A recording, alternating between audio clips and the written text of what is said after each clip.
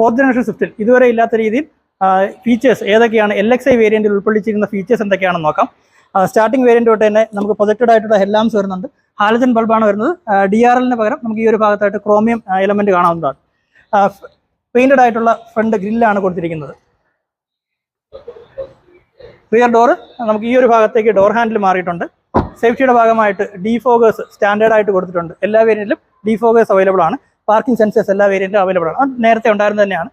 ഇനി entry level variant തൊട്ട് തന്നെ 6 എയർ ബാഗ്സ് സ്റ്റാൻഡേർഡ് ആണ്. 4 പവർ വിൻഡോസ് സ്റ്റാൻഡേർഡ് ആയിട്ട് കൊടുത്തിട്ടുണ്ട്. എല്ലാ വേരിയൻറ്റിലും 4 പവർ വിൻഡോസ് അവൈലബിൾ ആണ്. നേരത്തെയുള്ള വേരിയൻറ്റിൽ 2 പവർ വിൻഡോ ഉള്ളായിരുന്നു.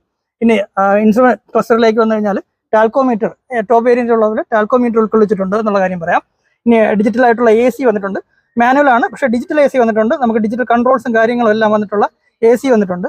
ഇനി എഞ്ചിനിലേക്ക് വന്നു കഴിഞ്ഞാൽ ഹിൽ സ്റ്റാർട്ട് അസിസ്റ്റ് പോലുള്ള കാര്യങ്ങൾ എൻട്രി ലെവൽ വേരിയൻ്റ് തൊട്ട് തന്നെ അവൈലബിൾ ആണ് എന്നുള്ള കാര്യം പറയാം.